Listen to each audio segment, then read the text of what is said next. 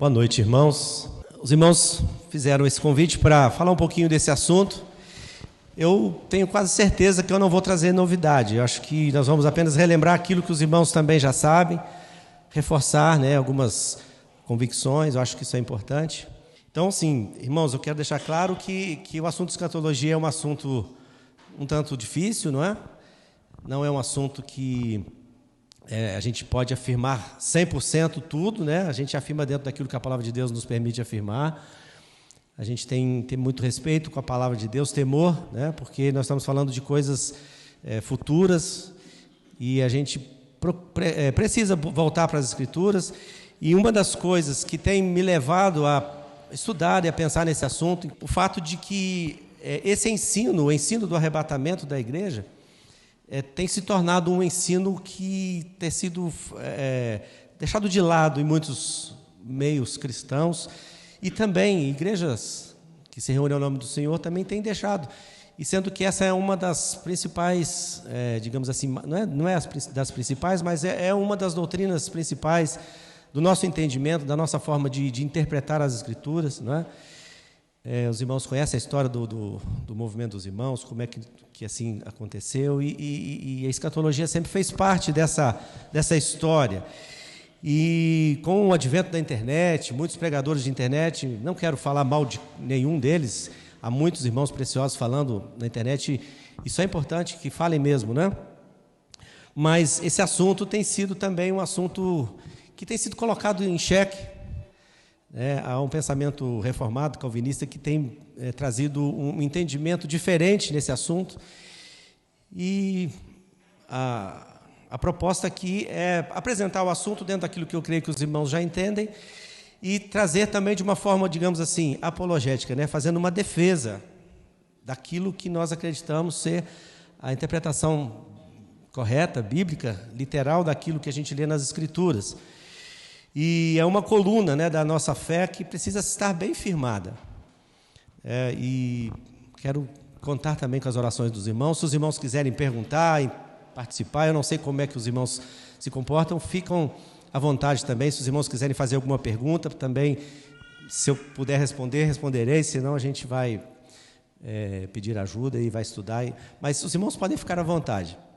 Irmãos, a proposta que eu tinha para essa introdução, que os irmãos nos deram começar perguntando, por que estudar escatologia, Talvez alguém que pense, mas tem tanto assunto importante a ser estudado, não é? Por que a gente não podia estudar sobre família, sobre a igreja, sobre a obra missionária, a santificação? Claro que são assuntos importantes, não é? Sem dúvida que eles devem ser estudados, mas quando a gente para estudar a escatologia, a gente vai entender também que esse assunto tem uma aplicação, tem uma relevância para os dias atuais, e a gente vê que isso implica também na nossa vida prática como crentes no Senhor Jesus. E sem dúvida que esse é um assunto que muitas vezes a gente se aproxima dele com um alto grau de curiosidade, não é? Falar do futuro, falar das coisas que vão acontecer. Eu digo isso porque desde a minha juventude, quando ouvia muitos irmãos falando a respeito, e eu sempre ouvia com atenção, com curiosidade, eu queria saber o que vai acontecer depois. Quem não quer, Isso faz parte da natureza do homem, querer saber o que vai acontecer no futuro, saber o que vai acontecer amanhã. Isso aí é uma curiosidade que faz parte da nossa natureza, mas é algo normal, mas eu gostaria que, ao aproximarmos desse assunto, pensar nesse assunto, a gente fosse além da curiosidade. Claro que tem a curiosidade, mas fôssemos além. O que isso vai implicar na minha vida? O que isso vai mudar na minha forma de agir, no meu dia a dia? Se eu souber o que vai ocorrer em breve, isso altera ou não a minha postura aqui? Então, vamos se aproximar, certo? Que é um grau de curiosidade, mas também com a intenção de saber o que o Senhor pode falar comigo. E quando a gente se aproxima da palavra de Deus, quando a gente abre a palavra de Deus para estudar, a gente precisa ter esse desejo que ela transforme a nossa vida, que ela faça sentido de alguma forma na nossa existência. Porque se não fizer sentido, né, se a gente sair daqui sem que a nossa vida seja mudada no nosso dia a dia, nós perdemos tempo. E talvez não só perdemos tempo, nós, quem sabe, trouxemos sobre nós juízo, porque se a gente já se aproxima da palavra de Deus e ela não muda a nossa vida, não é por falta de poder da palavra de Deus, talvez seja por falta de vontade que ela transforme o nosso coração. Então, mesmo sendo um assunto que talvez alguém possa julgar que não seja assim, quem sabe tão prático assim, mas a gente pode sair daqui transformado, a gente pode sim, com certeza, mudar a nossa forma de viver aqui, né? E eu queria dar alguns argumentos, né, para a gente poder estudar. Quero dar alguns argumentos para nós estudarmos escatologia. De certa forma, quando a gente estuda escatologia, eu poderia dizer que a escatologia também se harmoniza com a apologética, que é a área que estuda, que faz a defesa da fé. Estava lendo a respeito do que significa apologia, da onde deriva apologética, é uma defesa verbal de alguma coisa. Então, existe uma área do estudo das Escrituras que é a apologética, que é a defesa da fé. Então, quando nós estudamos escatologia, de alguma forma, nós estamos fazendo uma defesa da fé. Estamos defendendo algo que cremos que seja realmente uma doutrina da qual nós precisamos nos apegar. E quando eu fiquei pensando nesse primeiro argumento, por que a gente estudar escatologia? Eu fiquei lembrando de Judas. Se a gente abrir, ou vamos abrir a palavra do Senhor ali no livro de Judas, na carta de Judas, eu tenho certeza que os irmãos sabem a respeito dessa carta, até porque ela é bem pequenininha, ela tem um capítulo só. Mas quando Judas é tocado pelo Espírito Santo para escrever o que ele escreveu, ele diz que ele começou a escrever com um propósito, ele queria falar sobre a salvação comum, e eu fiquei pensando, o que será que ele falaria, né? O que será que ele falaria? O que estava na mente dele que ele queria falar? Bom, mas o Espírito Santo não quis que fosse assim. E na medida que ele empregava toda a diligência, Judas, versículo 3, diz assim: quando eu empregava toda a diligência em escrever-vos acerca da nossa comum salvação, foi que me senti obrigado a corresponder-me convosco, exortando-vos a batalhardes diligentemente pela fé que uma vez por todas foi entregue aos santos. Então, no propósito de escrever sobre a salvação comum, ele se viu obrigado, é a expressão que ele usa aqui, e eu vejo a ação do Espírito Santo mudando-lhe a mente, falando, olha, não, fala sobre a batalha da fé, a defesa da fé. Então, isso aqui é apologética, a defesa da fé, e ele vai escrever sobre isso. E ele fala assim, a batalhar diligentemente pela fé que uma vez por todas foi entregue aos santos. Essa palavra fé aqui não é apenas aquela fé que a gente coloca em Cristo, mas é uma representação do conjunto das crenças, das nossas crenças, daquilo que nós acreditamos das Escrituras. E ele está dizendo assim, nós precisamos batalhar por isso. Nós precisamos defender isso. E alguém diz assim, mas a verdade precisa de defesa? Claro que precisa. Se nós formos fracos na defesa da verdade, a mentira prevalece. E se falharmos na defesa da verdade, a mentira pode se passar por verdade, e é o que tem acontecido, e eu penso que é o que tem acontecido nesse assunto. Quando não se há uma defesa desse assunto, o que acontece? O outro lado cresce e, para quem talvez de forma um tanto desprevenida, vai achar que aquele outro lado que é o certo e a verdade. Então, há uma necessidade de uma defesa, É interessante que Judas usa aqui a base da defesa da fé. Achei que isso aqui ia funcionar, rapaz. Acho que se você mudar o coisinha para o do lado de cá, ele vai funcionar. Ele fala, qual é a base que Judas usa para ele defender a fé? Por que eu preciso defender a fé? Ele diz que havia se infiltrado no meio dos irmãos, no meio do contexto da igreja local, pessoas, ele diz no versículo 4, porque certos indivíduos se introduziram com dissimulação, os quais desde muito foram antecipadamente pronunciados para esta condenação, homens ímpios que transformam em libertinagem a graça de Deus, graça de nosso Deus, e negam o nosso único soberano Senhor Jesus Cristo. Então, qual é a base que ele faz? Olha, nós precisamos defender a fé, porque tem gente introduzindo aquilo que não é a verdade. Então, a defesa da fé, ela se baseia porque, olha, tem gente pregando algo que não é a verdade. Então, quando nós ensinamos uma doutrina, de alguma forma nós estamos defendendo aquilo que nós acreditamos, contra um pensamento diferente. E essa foi a base. Agora, olha o versículo 14 de Judas. Ele está agora no versículo 14, falando a respeito daqueles que se introduziram no meio dos irmãos, de forma dissimulada. Ele diz assim, olha, quanto a estes foi que também profetizou Enoque, o sétimo depois de Adão, dizendo, eis que veio o Senhor entre suas santas miríades para exercer juízo contra todos e para fazer convictos todos os ímpios acerca de todas as obras ímpias que impiamente praticaram e acerca de todas as palavras insolentes que os ímpios pecadores proferiram contra ele. Aí eu fiquei pensando, olha qual é o argumento que Judas usa. A base eu preciso defender a fé porque há quem introduziu trazendo um pensamento contrário, de forma dissimulada, mas no dia que o Senhor Jesus vier nas nuvens, com a sua santa miríade, ele vai trazer juízo sobre eles. Qual é o olhar de Judas aqui? É um olhar escatológico, ele está olhando para o futuro. Interessante que ele cita, inclusive, que quem falou isso foi Enoque, alguém que viveu antes do dilúvio. Havia uma visão antes do dilúvio da vinda do Senhor Jesus para trazer juízo. Irmãos, esses que trazem heresias, ensinos dissimulados no meio dos irmãos, no dia que o Senhor Jesus voltar, ele vai trazer juízo. Então, qual é a base da defesa da fé?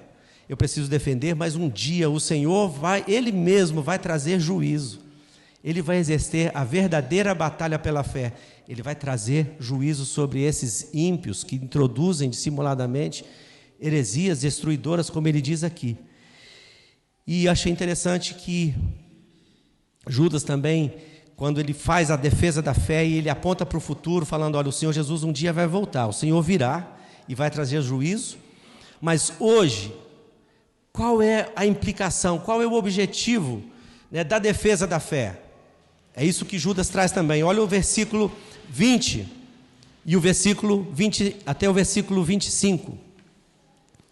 Ele fala assim, vós, porém, amados, edificando-vos na vossa fé santíssima, orando no Espírito Santo, guardai-vos no amor de Deus, esperando, olha aí, mais uma vez um olhar para o futuro, esperando a misericórdia de nosso Senhor Jesus Cristo para a vida eterna. Então, aqueles estão esperando, aqueles que introduziram heresias, no dia que o Senhor Jesus voltar, vai vir para eles, sobre eles, juízo.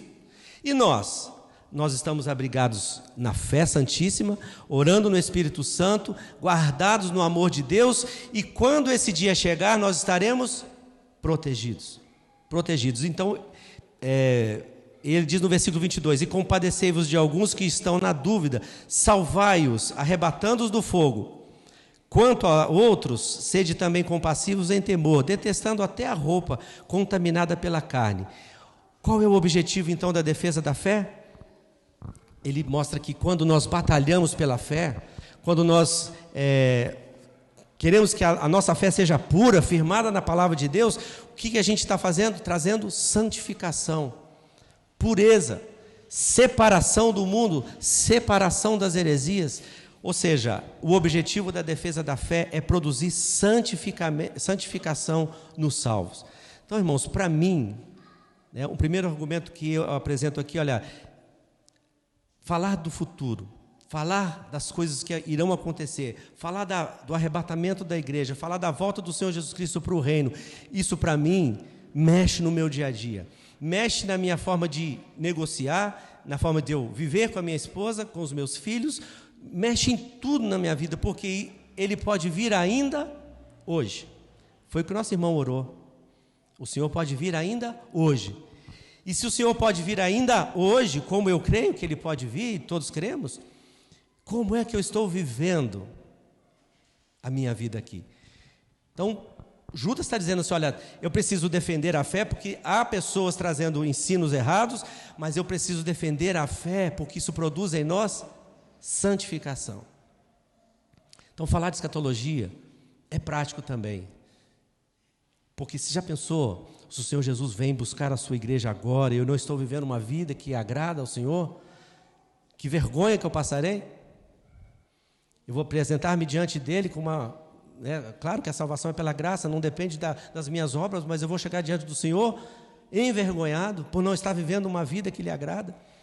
Esse é o primeiro argumento, e eu queria dar um outro argumento também, acho que já voltou a funcionar aqui. Então, a escatologia promove a santidade cristã. E o segundo argumento está lá em 2 João, capítulo 3. Desculpa, irmãos, eu botei errado a referência. É 1 João, tá? É 1 João, não é 2. 1 João 3, de 1 a 5. De 1 a 3, na verdade. João escreve essa carta para falar da santificação prática, da vida santa do cristão no dia a dia, no lidar com os irmãos, no amor cristão e assim por diante. E no capítulo 3 ele fala assim: vede que grande amor nos tem concedido o Pai, a ponto de sermos chamados filhos de Deus. E de fato somos filhos de Deus. Por essa razão o mundo não nos conhece, porque não conheceu a Ele mesmo. E olha o versículo 2: amados, agora somos filhos de Deus, e ainda não se manifestou o que nós seremos. Olha o que João está mostrando aqui. Hoje somos filhos de Deus, mas ainda não foi manifestado aquilo que nós seremos. Sabemos que quando Ele se manifestar, seremos semelhantes a Ele, porque haveremos de vê-lo como Ele é. Olha a conclusão do versículo 3: e a si mesmo se purifica todo aquele que nele tem essa esperança, assim como ele é puro. Então, qual é o segundo argumento? Ele diz que na primeira manifestação de Cristo... vamos ler o versículo 4, faz parte. Todo aquele que pratica o pecado também transgride a lei, porque o pecado é a transgressão da lei. Sabeis também que ele se manifestou, é a primeira manifestação de Cristo, quando ele nasceu aqui, ele se manifestou para tirar os pecados, e nele não existe pecado. Agora, a primeira manifestação de Cristo foi para tirar a culpa do pecado, a consequência do pecado. O que vai acontecer na segunda manifestação de Cristo? Ele vai transformar o nosso corpo, nós sairemos da presença do pecado. Então, qual é o segundo argumento para a gente estudar escatologia? É justamente o que lemos aqui: nós seremos como Ele é. E na expectativa de sermos como Ele é, como é que nós vamos viver aqui? Aquele que nele tem essa esperança, purifica-se a si mesmo. Então, irmãos, é mais um argumento.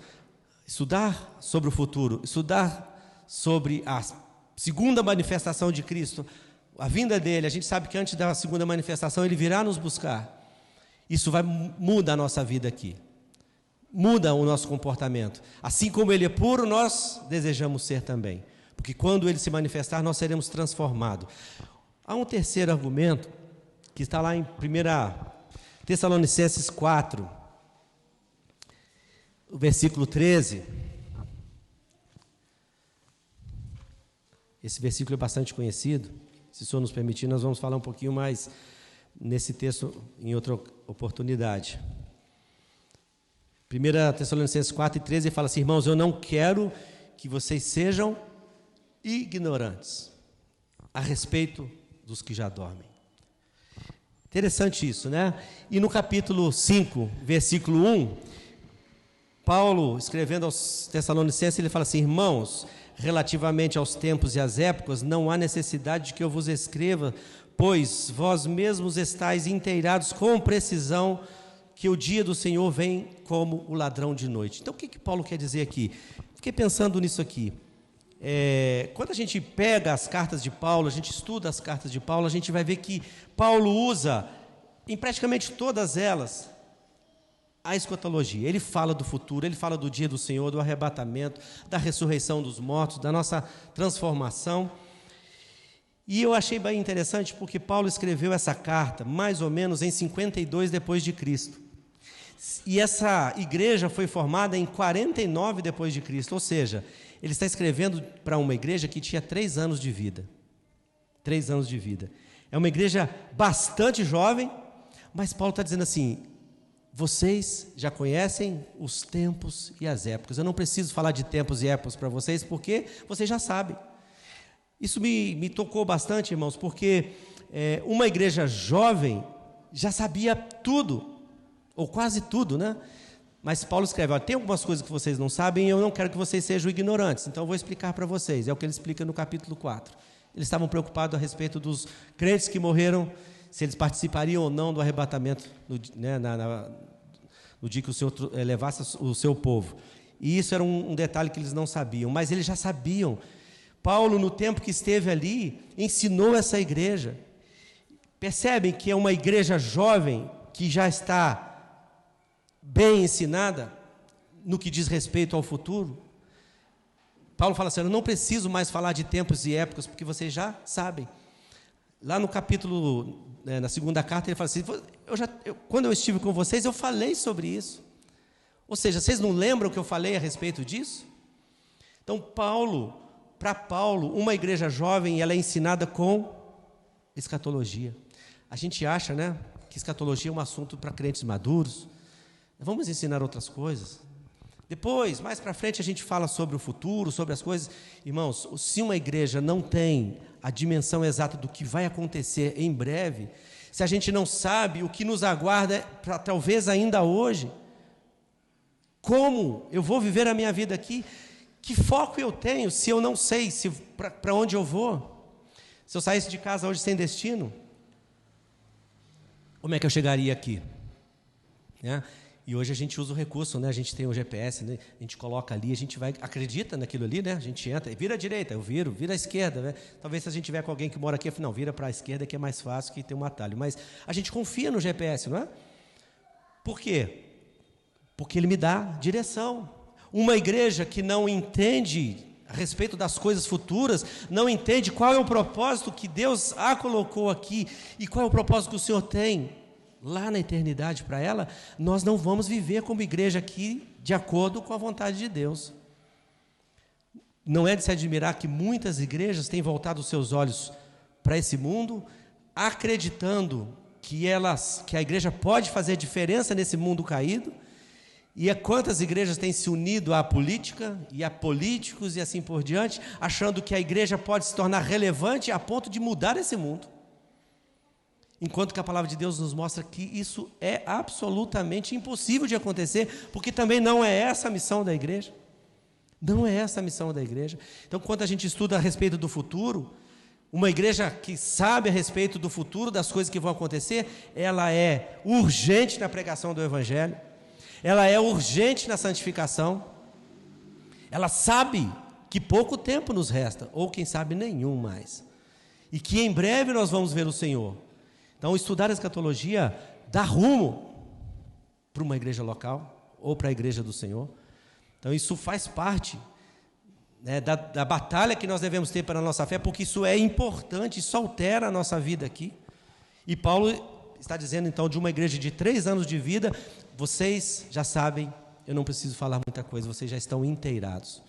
Então, eu aprendo com Paulo aqui que escatologia é assunto para jovem, para adolescente, para recém-convertidos. Eles precisam saber a respeito disso, porque isso vai dar direção para eles. Tinha ali, eu não coloquei. Saber o nosso destino nos anima, né? Fortalece a nossa fé e nos encoraja na jornada aqui. Quando vem as lutas, vem as dificuldades, eu penso assim: vai passar. Em breve o Senhor virá nos buscar, né? Dentro de pouco tempo, aquele que vem, virá e não tardará. Então isso me anima, isso me fortalece, isso me encoraja na minha jornada aqui. Irmãos, tem um quarto argumento que eu quero deixar com os irmãos também. Tenho meditado um pouco na carta aos Hebreus, uma carta preciosa, e a gente usa dizer que o capítulo 11 é o capítulo dos heróis da fé, não é? De vez em quando a gente fala isso, naquela galeria de heróis da fé, de homens e mulheres que viveram uma fé viva na presença do Senhor, creram na promessa que o Senhor fez para eles. Mas quando eu chego no versículo 39, não sei se os irmãos têm essa reação, depois a gente vê tudo aquilo que eles viveram, pela fé, eles fizeram pela fé, no final do capítulo fala assim, pela fé receberam os seus mortos, pela ressurreição os seus mortos, mas alguns foram torturados, o versículo 35, não aceitaram o seu resgate, para obterem superior ressurreição. Outros, por sua vez, passaram pela prova de escárnios, açoites, sim, de algemas e até prisões. Foram apedrejados, provados, cerrados ao meio, mortos a fio de espada, andaram peregrinos vestidos de peles de ovelhas, de cabras, necessitados, afligidos, maltratados. Esses são os heróis da fé, hein? E olha o que o autor diz aqui: homens dos quais o mundo não era digno. O mundo não merecia esses homens. Errantes pelos desertos, pelos montes, pelas covas, pelos antros da terra. Agora olha o versículo 39, esse versículo fala muito comigo.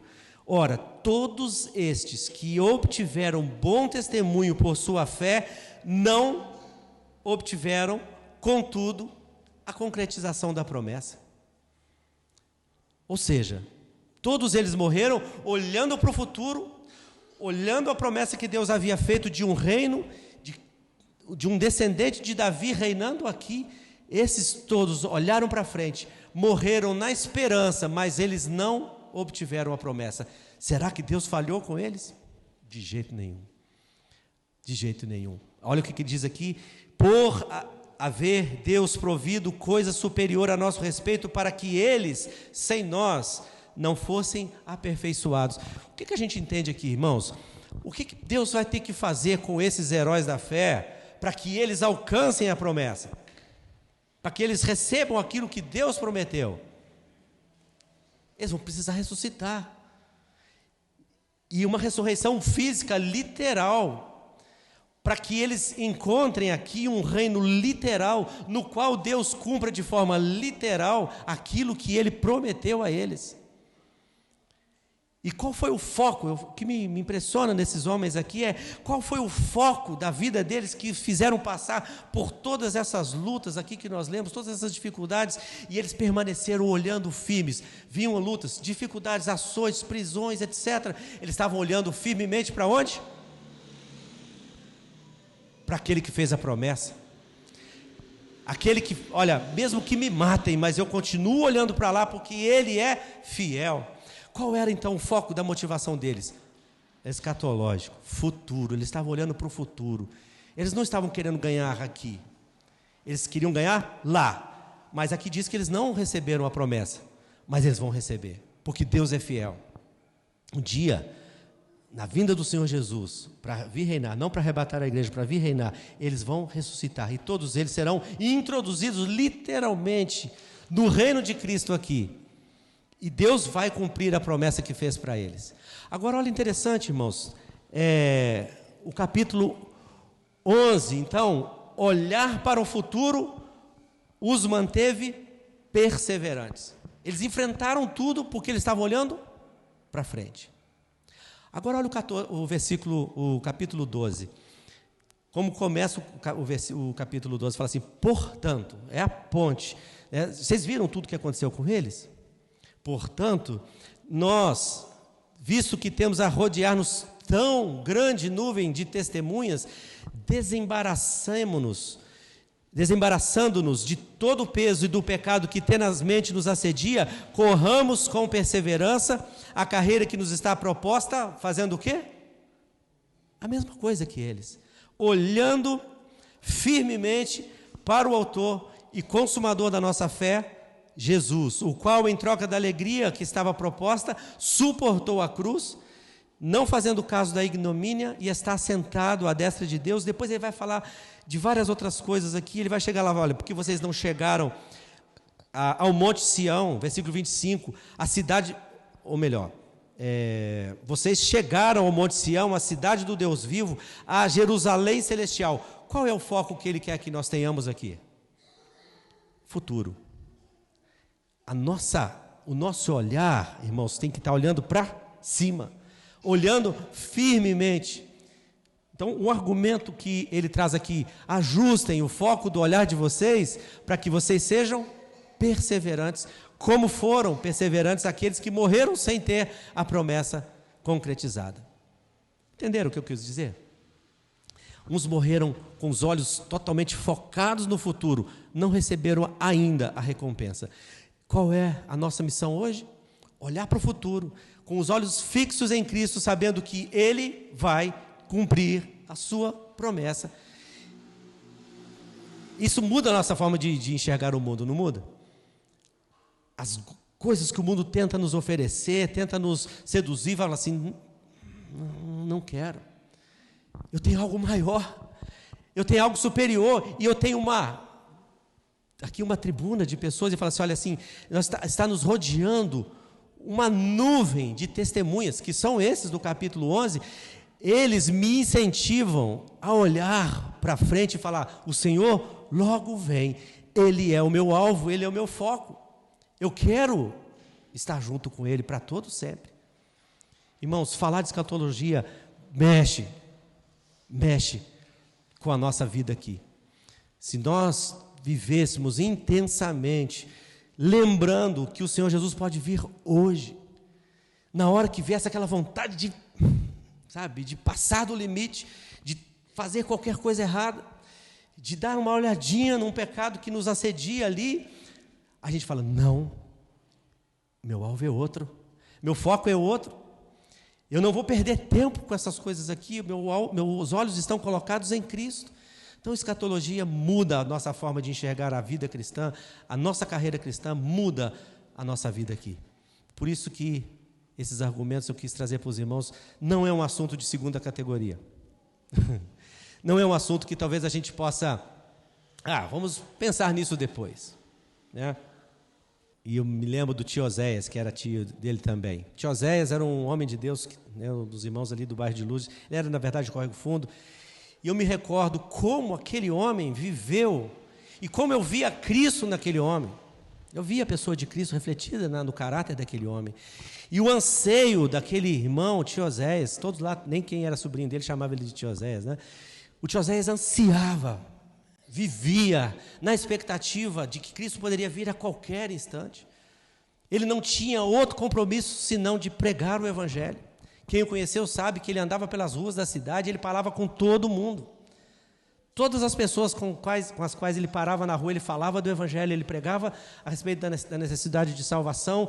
Olha, Cristo vai voltar, você precisa se arrepender. Ele falava isso na fila do banco, com as moças nas ruas, nas lojas e assim por diante. Todo mundo era, não é verdade? Todo mundo era, de uma certa forma, interpelado por ele. Por quê? Porque ele sabia que o Senhor Jesus podia vir a qualquer momento. Por isso a sua vida era impactada e transformada. Nós, quando jovens, achávamos assim, na nossa ignorância, né? Para que isso tudo, né? Mas é alguém que vivia na presença do Senhor, ele sabia a gravidade de partir sem ter Cristo como Salvador. Ele vivia na expectativa iminente da volta do Senhor Jesus para arrebatar a sua igreja. Isso muda a nossa forma de viver. Se a gente agir assim, irmãos, nós vamos lá nos nossos relacionamentos, nós vamos lá na nossa casa, nos nossos vizinhos, e vamos lá: olha, eu preciso consertar contigo, eu preciso resolver problemas que eu tenho com você, porque o Senhor Jesus pode voltar a qualquer momento e nós vamos ter que resolver isso lá no tribunal de Cristo, mas a gente precisa resolver isso aqui agora. Minha avó, na verdade a avó da Romelita, que faleceu aos 5 anos aproximadamente, uma senhora que não sabia ler e nem escrever, nem o seu próprio nome, mas ela creu no Senhor Jesus e viveu a sua vida toda para honrar e glorificar o nome do Senhor. E ela tinha uma prática, talvez pode parecer um tanto desnecessária, mas era dentro do entendimento dela, ela não deveria agir diferente. Ela nunca saía de casa, ia para as reuniões sem deixar a sua casa arrumada, limpa, a louça lavada, tudo colocado no lugar, porque ela dizia assim: Cristo pode vir hoje. E se alguém entrar depois aqui e falar assim: nossa, mas essa crente deixou tudo sujo? Era a prática dela, não vou dizer que tem que ser assim, mas ela agia assim, porque ela achava que no seu comportamento diário, ela precisava viver de forma que se Cristo chegasse pessoalmente na casa dela, a sua casa estava arrumada. Era essa postura que ela tinha diante da possibilidade, não só remota, não, iminente, da volta do Senhor Jesus. Irmãos, que essa iminência da volta do Senhor Jesus possa mudar a nossa forma de viver aqui, tá? Então, acho que eu já dei alguns argumentos, né? Para que nós possamos olhar para esse assunto e pensar assim: não, ele é importante, ele impacta na minha vida, ele impacta na minha vida. E quem sabe, não cabe também uma reflexão de cada um de nós, né? O que eu preciso colocar em ordem, porque ele pode vir hoje. Há poucos dias falamos na igreja ali no bairro Santa Matilde, em Lafayette, a respeito da vida de Ezequias, aquele homem que o Senhor disse para ele, olha, mandou o profeta Isaías dizer: põe em ordem a tua casa, que você vai morrer. E a gente sabe a história, né? Deus cura-o, dá 15 anos de vida, e depois a gente lê lá que ele não correspondeu com aquilo que o Senhor fez para ele, e não colocou a sua casa em ordem. Então sempre penso, irmãos, que na iminência da volta de Cristo, o que deve mexer no nosso coração é o que eu preciso colocar em ordem. Eu preciso colocar em ordem. Por isso que eu disse no início, a gente precisa se envolver com qualquer assunto da palavra de Deus, e ele precisa tocar no nosso coração. Se sairmos de diante da palavra de Deus, o mesmo que entramos, pode ter certeza que saímos piores do que entramos. A palavra precisa, de alguma forma, tocar no nosso coração. Não sei, estou falando aqui a um grupo de irmãos e de pessoas que talvez, pode haver alguém que ainda não creu no Senhor Jesus. E essa situação se agrava ainda muito mais. Porque o que acontecerá contigo após o momento do arrebatamento da igreja? Onde é que a sua fé está colocada? Está colocada em Cristo como o único Salvador? Você já tem convicção da sua salvação? Um dia você passou pelo novo nascimento? A sua vida foi transformada? Recebeu uma nova natureza? Pense nisso. É uma oportunidade também, diante da palavra de Deus, de pensar se eu estou ou não agindo, crendo que o Senhor virá ainda hoje. Eu não vou prolongar a nossa fala aqui hoje como introdução. Eu sei que é sexta-feira, todo mundo trabalhou, tá? Quem sabe já no final do dia nós vamos ter uma oportunidade nesse fim de semana de falar um pouco mais. E como introdução, eu queria dar esses argumentos. Depois eu quero também trazer uma visão histórica, talvez desse pensamento escatológico pré-tribulacionista, que é o pensamento no qual nós cremos, né, no qual nós nos baseamos.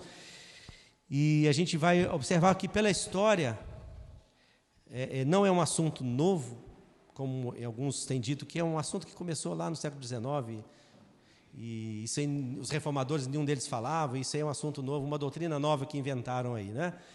E a gente vai ver que não, e que biblicamente não é um assunto novo, é um assunto, ele é novo a cada dia, mas é antigo, porque ele foi falado desde a igreja primitiva até os dias seguintes à formação da igreja ali. Houve um momento em que esse assunto realmente parou de ser falado, e passou mais ou menos 1.200 anos sem que a visão pré-tribulacionista fosse ensinada como uma verdade, né, clara, mas não foi uma doutrina que foi inventada recentemente. Eu quero falar um pouco sobre isso. Os nossos planos, o nosso plano é falar um pouco mais também, trazer uma distinção que precisa haver quando nós estudamos a palavra de Deus, especialmente com respeito à escatologia. A gente precisa fazer uma distinção clara entre Israel e a igreja do Senhor. Não pode haver confusão na nossa mente daquilo que a Bíblia fala para Israel e daquilo que a Bíblia fala para a igreja, e nem confundir que um substitui o outro, um complementa de certa forma, mas, ou seja, a igreja não foi fundada, não foi formada, colocando Israel para fora dos planos de Deus e banindo Israel dos propósitos de Deus. A gente vai ver que Israel e igreja são povos distintos, de natureza distintas, de caráter distinto, né? Não coexistem, porque hoje Israel está afastado dos planos de Deus, mas quando a igreja sair, o Senhor voltará a tratar com o seu povo Israel. Então, falar de Israel e falar da igreja, a distinção entre ambos, é um bom fundamento para nós entendermos a doutrina do arrebatamento e assim por diante.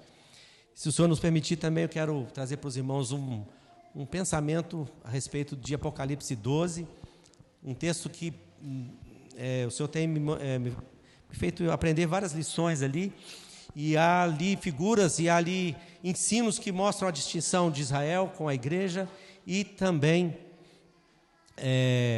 com o reino que está governando esse mundo, o reino dos gentios. E se o Senhor nos permitir, no domingo falaremos um pouquinho de 1 Tessalonicenses 4, 5 e 2 Tessalonicenses, para a gente entender como Paulo ensina claramente a doutrina do arrebatamento, distinta do dia do Senhor e também distinto do momento da sua vinda para reinar. Ele faz uma defesa bastante enfática ali dessas verdades. Esse é o nosso pensamento com os irmãos, mas os planos são nossos e é o Senhor quem dá a confirmação, é o Senhor quem estabelece aquilo. Eu queria desde já agradecer aos irmãos pela oportunidade de dar essa introdução. Eu espero que haja um despertamento desde já no nosso coração. Peço que os irmãos orem por mim, orem para que a palavra de Deus também seja abrigada nos corações, que o Espírito Santo possa falar conosco, mudar a nossa vida, mudar a nossa forma de enxergar a nossa missão como igreja aqui e também nos despertar, para fazermos a sua obra enquanto é dia, porque vem aquele momento em que nós não teremos mais essa oportunidade. A oportunidade é hoje.